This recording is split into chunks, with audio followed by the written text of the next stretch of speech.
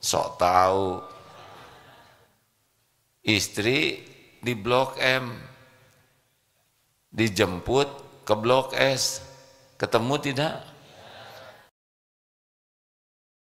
Dalam hidup kita tidak kenal kepada Allah dengan baik. Akibatnya kita sangat sibuk dengan selain Allah. Padahal kalau kita yakin ada Allah penguasa langit dan bumi, udah selesai itu. Perkara rezeki itu tidak ada lagi yang kita cemaskan. Semalam kita mendengar ceramah Habib Novel, beliau dengan pertolongan Allah mantap sekali menceritakan tentang yakin. Orang-orang yang yakin itu hidupnya berbeda dengan yang tidak yakin. Mau diberi contoh? Nih. Tebak apa Pak? Nah begitulah kalau tidak yakinnya pelongo. Kalau yakin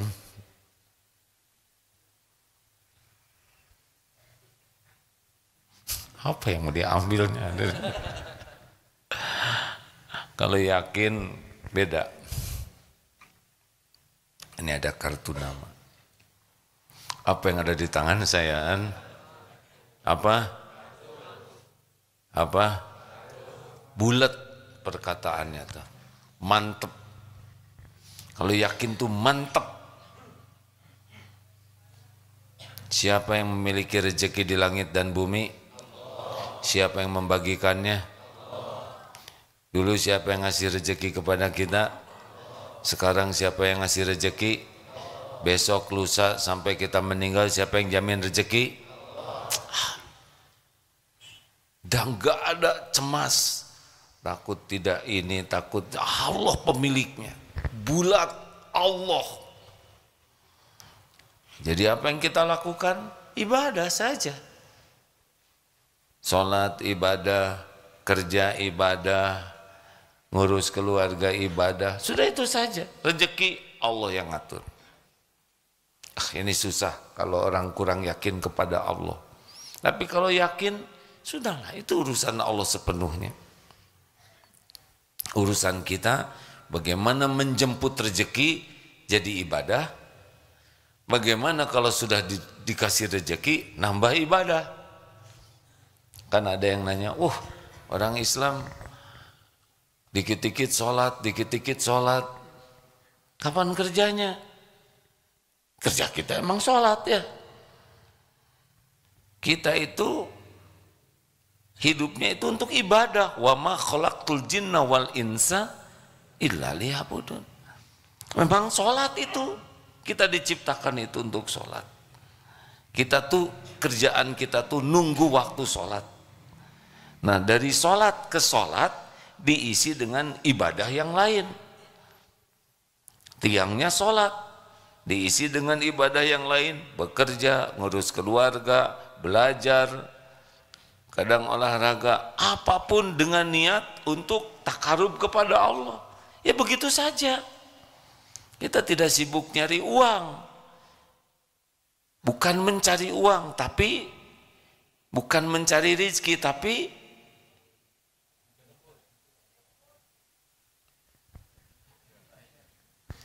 menjemput Kasep. Kita nih bukan mencari rezeki, tapi apa bedanya mencari dengan menjemput?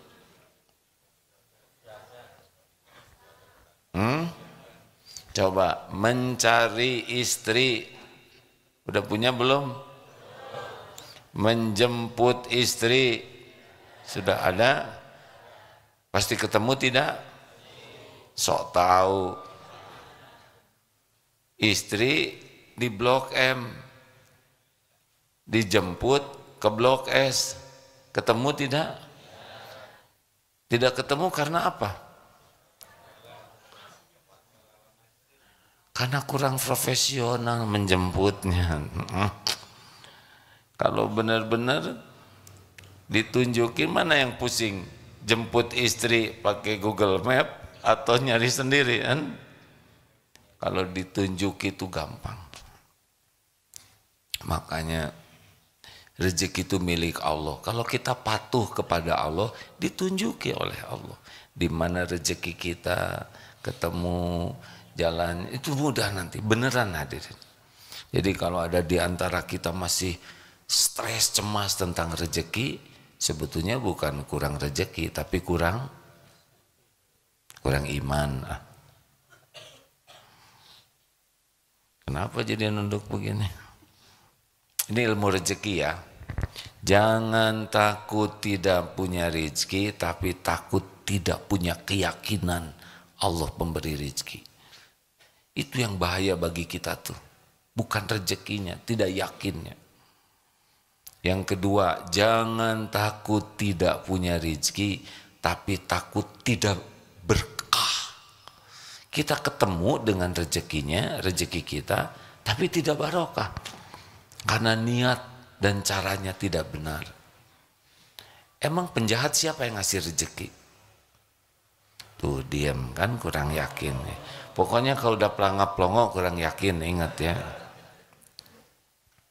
Emang penjahat siapa yang ngasih rezeki? Maling. Siapa yang ngasih rezeki koruptor? Semuanya Allah yang ngasih. Cuma tidak barokah karena tidak halal. Jadi cara yang baik Allah yang ngasih, cara yang jelek Allah yang ngasih. Bedanya kalau kita caranya baik, namanya berkah. Apa sih berkah? Membawa kebaikan yang banyak dan langgeng. Berkah itu begitu. Jadi bagi tubuh baik, bagi pikiran baik, bagi hati baik, bagi diri baik, bagi keluarga baik, bagi lingkungan baik. Ini rezeki berkah nih ya. Pas saat meninggal juga baik, menjadikan husnul khotimah. Kita dikubur juga ngalir terus pahalanya gara-gara harta yang barokah tuh. Hisabnya juga baik, di akhirat baik, berkah. Tapi kalau rezeki yang tidak berkah, kepikiran jadi kacau, ke hati jadi galau, ke tubuh jadi kacau balau, ya. Ke keluarga jadi ngacau, ya. Ke diri jadi ngaco nanti Pak. Kalau tidak halal tuh ke sini tuh beda Pak. Kepikiran tuh, ke hati, ke tubuh, ke keluarga, ke anak, ke lingkungan. Mati su'ul khotimah, dikubur, babak belur, dihisab ngejongkeng, di akhirat direbus. Jangan takut tidak punya rezeki, takut tidak punya yakin. Jangan takut tidak punya rezeki, takut tidak punya barokahnya, berkah ya. Kita bukan mencari rezeki tapi menjemput rezeki, yang dicari adalah keberkahannya. 3, jangan takut tidak punya rezeki, takut tidak punya syukur.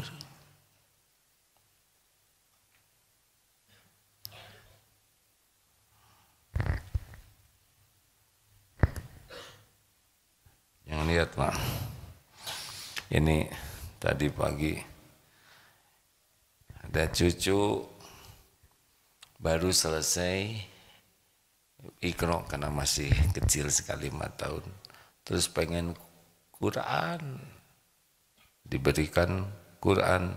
Hada min fadli Rabbi yabluwani ashkur am akfur. Hada min fadli Rabbi liyabluwani ashkur am akfur. Surat An-Naml 40. Ini doa Nabi Sulaiman. Hada min fadli Rabbi, ini termasuk karunia Tuhanku untuk mengujiku. Apakah aku syukur am akfur atau kufur. Barang siapa yang bersyukur, ini terusannya ya. Wa man syakara fa innama yashkuru li nafsihi wa man kafara fa innahu rabbi ghaniyun hamid. Fa inna rabbi ghaniyun karim. Fa inna rabbi ghaniyun karim. Maaf. Ini termasuk karunia Tuhanku untuk mengujiku apakah aku syukur atau kufur. Barang siapa yang bersyukur maka dia bersyukur untuk dirinya sendiri. Barang siapa yang kufur maka sesungguhnya Allah Tuhanku maha kaya dan maha mulia.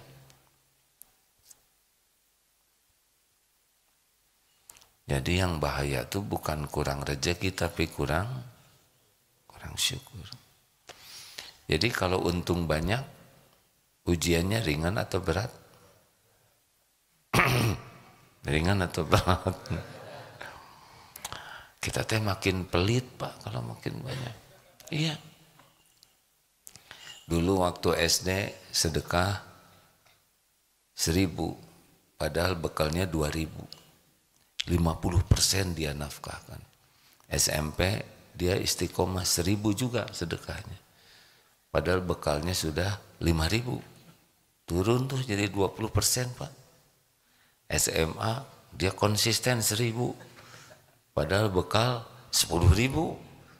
Makin mahasiswa mantap naik dia jadi 2.000. Padahal bekalnya 50.000. Makin pelit. Gajian Pak tetap aja 2.000 ya Jumatannya. Padahal gaji 10 juta. Jadi kalau tidak hati-hati kita ini kufur nikmat. Cirinya adalah makin pelit. Harusnya makin banyak, makin bersyukur. 4, jangan takut tidak punya rezeki, tapi takut tidak punya sabar ketika Allah menyempitkan. Suka-suka Allah dong. Kapan dibuka, kapan disempitkan, kapan dilapangkan, kapan diencret-encret ya. Suka-suka Allah. Allah ngebagikan sesuka Allah saja. Tidak harus selalu rencana, cocok. Enggak harus sesuai rencana. Rencana kemana, datang kemana. Ya, ini kalau ngandelin gaji, wajah-wajah ini udah meninggal dari dulu nih sebagian besar. Di Darut Tauhid itu santri karyanya 1.400 Pak.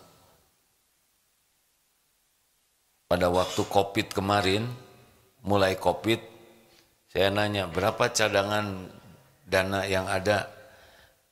Hanya cukup kita stok gaji itu hanya untuk 3 bulan. Jadi cadangan gaji di pesantren ini hanya cukup 3 bulan Pak. 3 bulan lagi kita sudah habis kecuali jual-jual aset. Gimana Gimana? Ya jalanin aja. Sekarang tahun berapa nih? Udah lewat itu rapat berkali-kali ya nggak? Tetap saja jalan. Karena yang ngebagikan rezeki itu Allah, sesuka Allah. Pembangunan tetap jalan. Pembebasan lahan tetap jalan. Gaji jalan aja. Memang pernah kita ada gaji dipotong ya. Tapi pada hidup tuh teman-teman tuh. Walaupun gaji dipotong kemana? Sepeda dilelang ya nggak? Gini kalau lagi susah tuh namanya mantap ya, makan tabungan. Terus yang nyiapin tabungan ini siapa? Jawab Aden. Kenapa harus berat? Terus mau ngapain tabungan kalau nggak dipakai? Kita tabungan tuh dikeluarin tuh berat. Memang disiapkan pada waktu kita kepepet. Nanti tabungan saya habis. Apa artinya? Manset, makan aset, tahu ya. Jual sepeda. Dulu Darut ini sering bagi-bagi sepeda. Oh udah ratusan, udah banyak. Ketika dikumpulkan, ayo kita bersepeda. Loh kok jadi sedikit yang bersepedanya? Namanya manset ya nggak? Waktu COVID dijualin sepeda, udah nggak apa-apa, nggak usah berat. Kalau harus keluar ya keluar aja. Kenapa ditahan-tahan? Ya tapi harganya setengah. Ya udah nggak usah dijual tuh. Tapi saya perlu, ya jual tuh ya. Kenapa berat? Nggak usah ribet. Dunia ini nggak boleh ribet-ribetan, nggak ada bertengkaran ya. Halo. Sing sabar, ada waktunya kok. Udah pernah nggak tidak punya uang? Ada yang pernah, ada yang sering, ada yang konsisten. Ya. Cara Allah memberi rezeki mah nggak harus kepikir oleh kita semua. Betul, hadirin. Abah, anak berapa? 5. Ada yang lebih dari 5, acungkan tangan. Berapa Pak? 6. Lebih 1 ya. Ada yang lebih dari 6? 7? 8? 9? 10? 11? Biasa aja ketawanya. 11? Masya Allah tuh Pak. Tapi itu semua ciptaan Allah. Semua milik Allah. Yang ngedesain Allah. Yang mencukupi Allah. Cukup aja. Maka kalau karyawan berapapun, udah bukan saya yang ngegaji. Dia ketemu rezekinya masing-masing. Jangan takut tidak punya rezeki. Takut tidak punya sabar.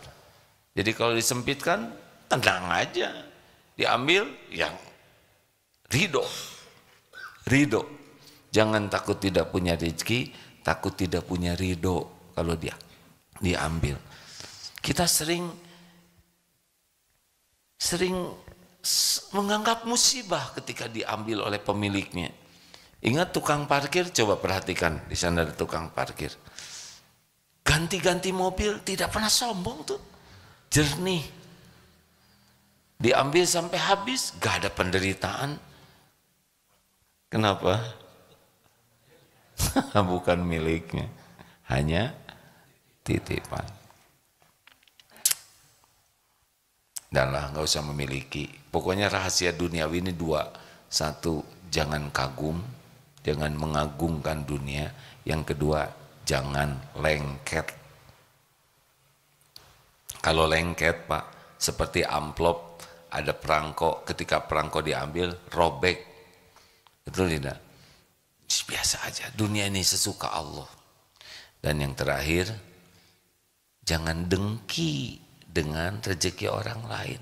Ini duduk begini nggak ketukar-tukar loh Pak.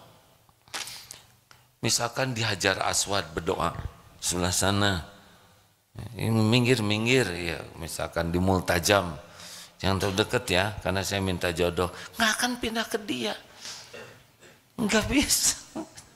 Walaupun berdesak-desak, gak akan ketuker. Anak, beda-beda garisnya, betul? Walau seibu sebapak, lihat waktu lebaran, beda-beda kan? Sekelas, beda-beda, seangkatan, beda-beda. Relax saja. Kalau lihat rezeki teman, bagaimana? Bagaimana? Hah? Coba gimana supaya nggak dengki, gimana? Nah berarti belum tahu, makanya bengong. Nggak nyaman. Takut kelihatan bodoh kita ini, terus ngejawab tapi nggak tahu apa yang mau diomongin. Jadi bunyi sendiri tapi pelan dan dia sendiri nggak ngerti. Aja baik. Kalau lihat orang dapat rezeki, doakan. Semoga berkah. Itu obatnya. Karena kita suka nggak rela dan nggak akan pindah ke kita. Ini di Cileunyi toko banyak, bukan toko, warung tahu Sumedang berderet itu. Segitu banyaknya Pak. Suatu saat saya ke sana Pak. Nggak niat beli sih, tapi lihat